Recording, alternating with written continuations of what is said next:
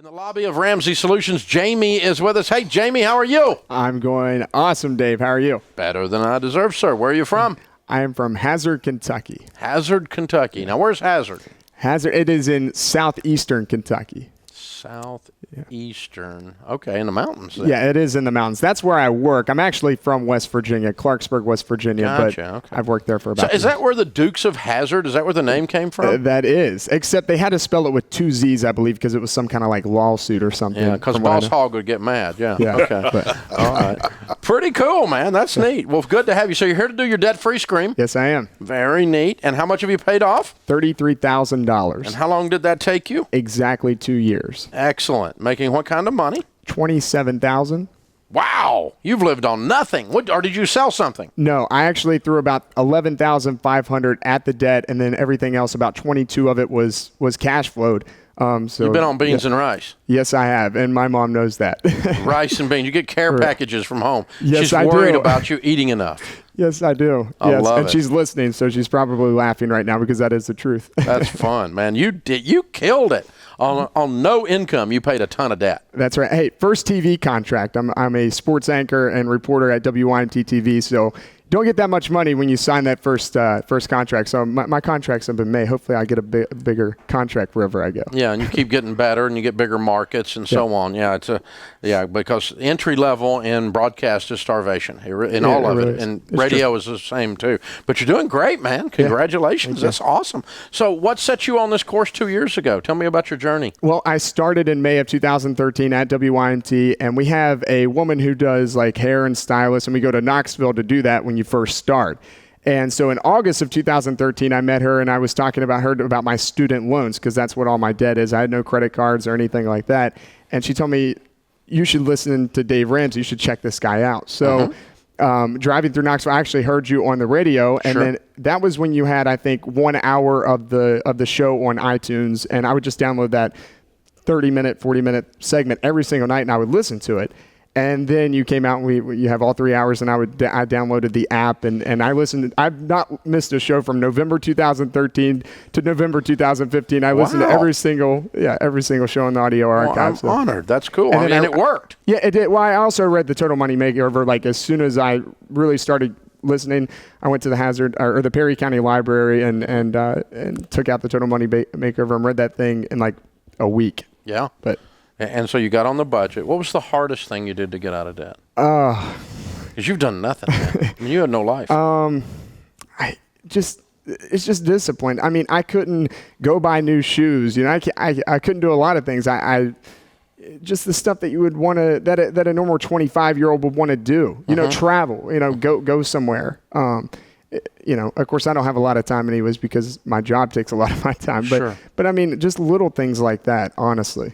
But how's it feel now? You must feel like you've lost 200 pounds. It feels awesome because I'm not throwing $700-800, $3/4 of my paycheck at a student loan. Now, thankfully, I have low rent too. I only pay $375 for rent, so I got to thank my landlords for that because I landed in a great place. You did. Hey, buddy, Chris Hogan here. Yes. At age 25, to now be debt-free, do you understand what your future can look like? I do. Don't you get excited about that? I get jacked up. I get really jacked up because, like I said, I know that I know I'll make more money eventually, hopefully, and I'm so excited. That's what gets me pumped and just fired up to go out here now and leave a legacy. I tell my mom that all the time now.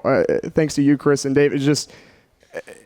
It's not about. I think it is about building wealth, but it's also about leaving that legacy to your children or to your mom or to whoever. You know, I think that's what it's all about, and that got me so fired up from day one. That's what it was about for me. Very cool. That is cool. You gave yourself the ultimate gift for Christmas this year, my friend. Yes, I did. You gave yourself some freedom. Great job. Thank you so much. Well, congratulations, man. That's very, very fun. You did very well. Okay, do people make fun of you?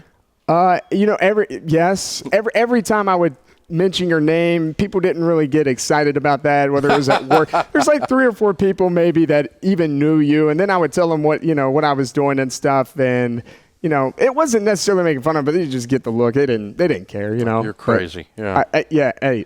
So what do you tell people the secret to getting out of debt is?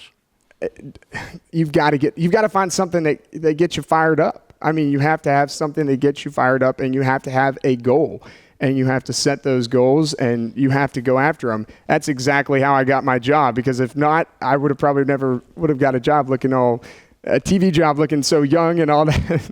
I mean, you just have to be passionate about everything you do in life if you want to accomplish anything like that, whether that's getting out of debt, getting a job, or whatever it is, being a good basketball player. Yeah. You know? So your mom must be really proud. She is, Dave. I'm an only child. I lost my father when I was in 8th grade to cancer. And so, it's a big deal. It's a big deal. You're hitting it out of the park, man. Congratulations. Very cool. Well, I'm very proud of you, sir. Thank you. You've done good work. Absolutely amazing. All right, Jamie from Hazard, Kentucky, and $33,000 paid off. He threw 11 at it, and then he rolled up his sleeves and lived on nothing. He did it in 2 years, making $27,000 a year. Count it down. Let's hear a debt-free scream. I'm going to count up because I'm only going up from here. 1, 2, 3. I'm debt-free! And the lobby goes wild. As well they should. That's cool stuff. Well done, Jamie. Well done. Excellent. You're right, Chris. That the future's so bright you need shades, man. Yes, it is. I mean, that old song is true right there. There's so many places he'll be able to go because his income's going to go up. Oh, absolutely, it is. And he knows how to handle money now, and so he'll be able to manage it as it goes up rather than manage it as it goes down, which is what some people do. Well, and Dave, for the people out there listening, I want them to set some real goals for themselves going into this next year. If you're sitting down and you're spending time writing out checks to try to attack that debt, let's make 2016 the year that you send them final checks.